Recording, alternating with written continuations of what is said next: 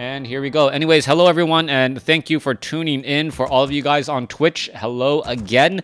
Thank you for watching, and thank you for tuning with me today, which is what, the 24th of January, getting everything all settled in. If you guys like what you see and you're on Twitch, go ahead and hit follow. If you want to know when I am going to be streaming, definitely hit follow, as well as I'm typically able to stream 2, maybe 3 days a week.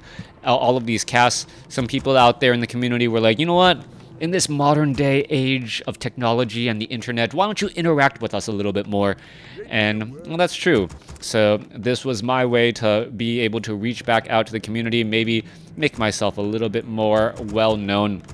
Witty and Remo and all the other guys out there who still do a lot of WarCraft 3 stuff as well.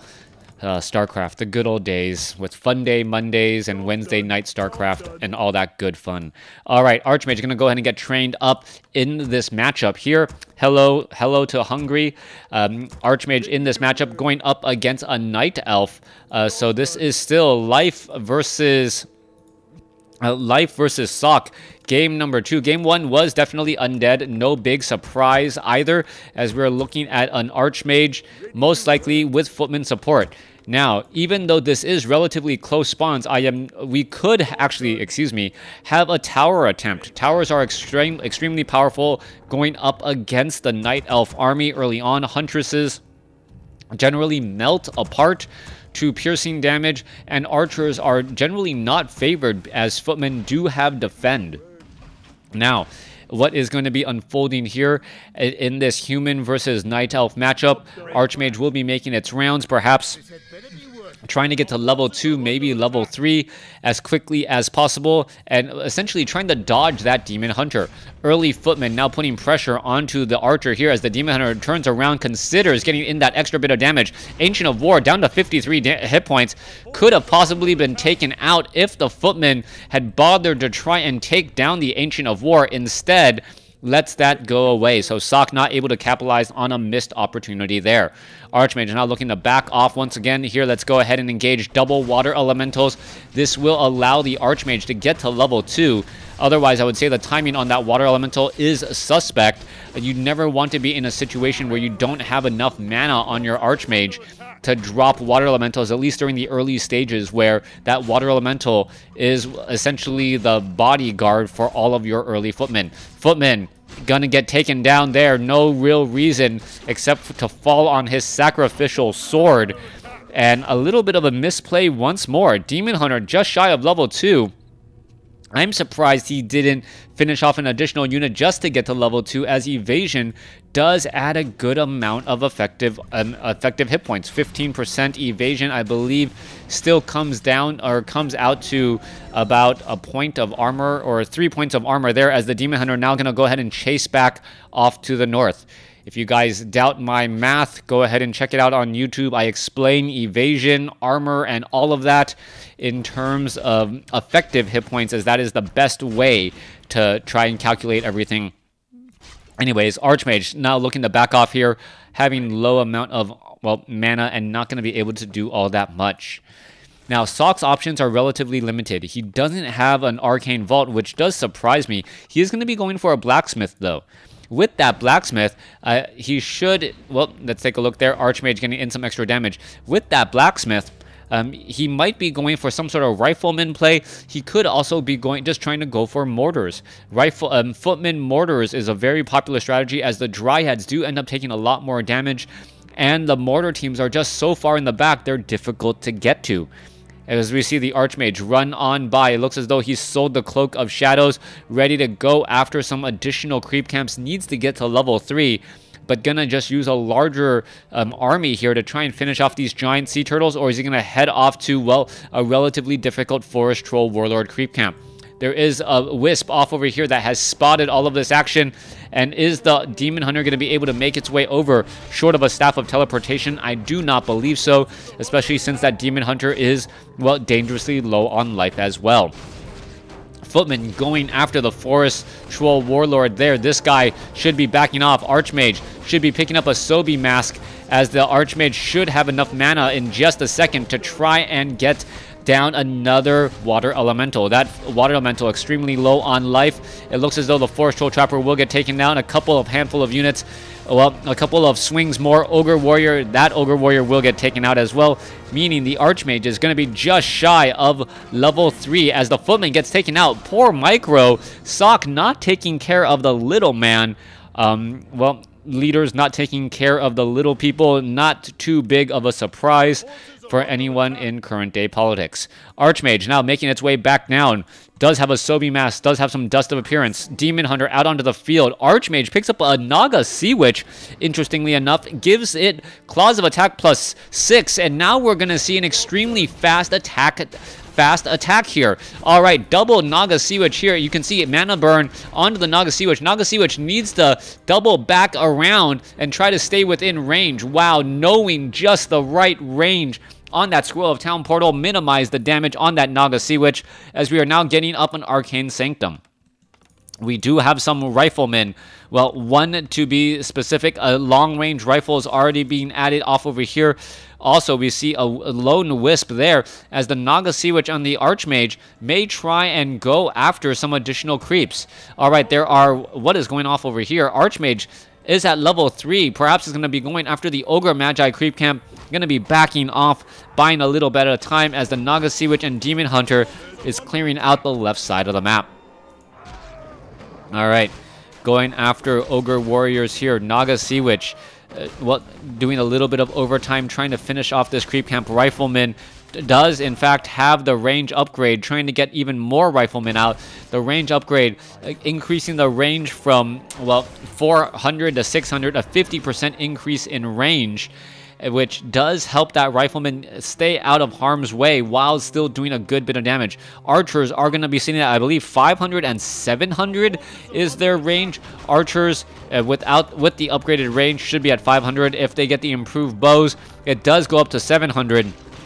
But it is a missile as opposed to an instantaneous shot like the rifleman, meaning that, well, it takes a little bit longer for your damage to get there.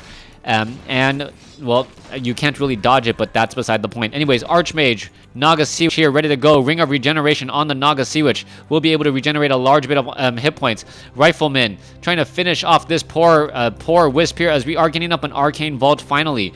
Naga Sea Witch looking to clear out a Gargantuan Sea Turtle creep camp. Death Knight bringing up the rear, also has Unholy Aura, should be able to move around the map extremely quickly now with the 10% bonus speed on top of its already fast movement speed and the Boots of Speed, one of the fastest moving units on the map. Naga Sea Witch sitting at level 2, Archmage sitting at level 3, so it's a 3-2 going up against a 3-2 combination, but the item on that Naga Sea Witch, Unholy Aura, with a Potion of Invulnerability, looking very strong.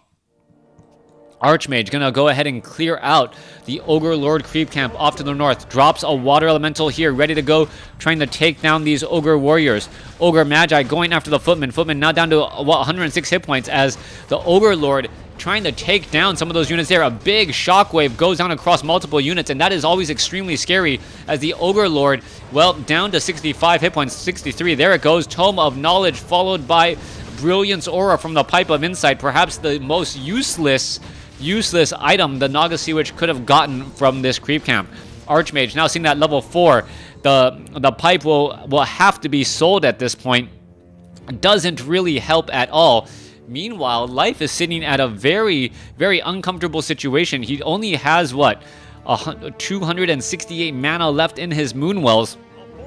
And his army is taking a fair bit of damage. Druid of the Claw is going to have to work overtime with those rejuvenations to try and keep this Demon Hunter all topped off and ready to go. True Shot Aura going to be given to the Naga Sea Witch. One, a mana stealing already there. This Naga Sea Witch is sitting on 2 auras, looking to do a lot more damage.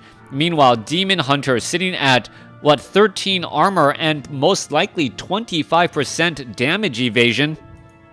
That is incredibly high, and with that dodge, it is going to be so difficult to try and focus down that Demon Hunter. Demon Hunter could easily get taken down perhaps with spells, but at the same time, the Demon Hunter does have so much mana burn that it is rather difficult to try and hero nuke down a Demon Hunter in any game.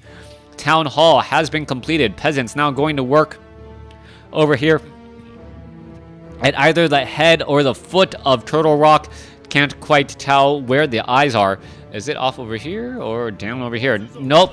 Let's take a look back over on the other end of the map. In the center portion, you can see a beautiful, beautiful Creepjack. Units are going to, all pretty much get taken down. Ring of Protection +3, however, left behind.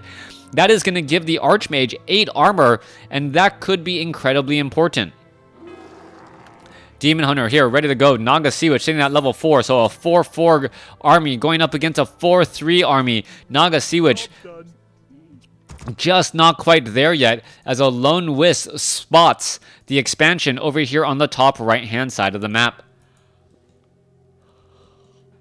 Naga Sea Witch here, ready to engage. This Ogre Lord creep camp has already been cleared out. Archmage now picks up double scrolls of healing to try and offset any sort of fork lightning, as the bears are going to be diving on in here. There is one sorceress here, a second sorceress to be added. Are more riflemen going to be added in here as well? As you can take a look, the footmen and the spellbreakers are leading the way. All right, it is a bit of a base race. Altar of Kings sorceress going to cast a slow onto the Demon Hunter. Demon Hunter quickly gets abolished magic as the sorceresses try to head back. Scroll of Town Portal heading back the other way. If it lands right here, that would absolutely be the perfect spot, as all of those units pretty much have nowhere to go. Staff of Preservation saves one unit, as well. Sock pretty much going to get about a free 12 supply swing off of a bad Scroll of Town Portal, but there is also a bear looking to do plenty of damage at this, well, that is not what I wanted. At this location here, taking down many of those peasants. Let's take a look at the overall population. 60 over 50 compared to 50 over 7, 60 over 72 compared to 50 over 72. That still not looking quite so certain. Archmage ready to go with those scrolls of healing. Triple scrolls of healing between these two heroes. Bear looking to, well, single-handedly or single pod win this game by just doing a lot more damage. All right, low hit point peasant quickly taken out. Meanwhile, we're going to have an engagement here. Demon Hunter going after the sorceress, and the Archmage, who is caught between, well, Dryads and a Demon Hunter and a Gargantuan Sea Turtle, will be forced to Scroll of Town Portal to head back out. All right, Gargantuan Sea Turtle now taken down. Spellbreakers joining in on the fight. Fork Lightning walking up to a Naga Sea Witch with mana, quickly and easily taken out. Talisman of Evasion, is that going to be left behind? I do believe so. And the Archmage or the Naga Sea Witch going to severely benefit from that item right there. Naga Sea Witch has still had plenty of room. Meanwhile, Demon Hunter finally gets up to level 5. Level 3 mana burn is now on the table, as a lone bear still, well, absolutely tearing to shreds this expansion, as another peasant does get taken down. Demon Hunter making its way out, spots a priest in transit. Quickly falls at the hands of the Dryads and the glaives of the Demon Hunter, as the Night Elves of Life seems to be able to take control of this game and just not let go. Back down to the south, Altar of Kings taking a lot more damage as well. It should get, well, knocked down here in just a moment. 4 bears, 1 Druid of the Claw. Dryads are all here ready to support with 5 Dryads, 2 Archers, as the Demon Hunter just standing ground, making sure that when this army does come, he is in a favorable position. Archmage sitting at level 4. Spellbreakers, peasants are off over here. Unit building after building is going to end up getting taken down, as where is the Demon Hunter? There it is. Mana burn straight up onto the Archmage. What was mana burn? Or perhaps the Naga Sea Witch. Yeah, the Naga Sea Witch losing a lot of mana. There's the Blizzard retraining. That should be extremely helpful, as there are really no ways to try and stop all of that channeling ability. All right, another round of Blizzard coming across. Damage is slowly adding up, slowly but surely, as another bear going to get taken out. All right, what looked like a surefire loss, all of a sudden, switching back over. Demon Hunter, however, Demon Hunter going after the Naga Sea Witch, takes it down, and it looked as though Sock was going to lose his Archmage as well. With that said, Sock leaves game number 2 and loses to life. Thanks for watching. Thanks for listening. Hope you guys enjoyed it.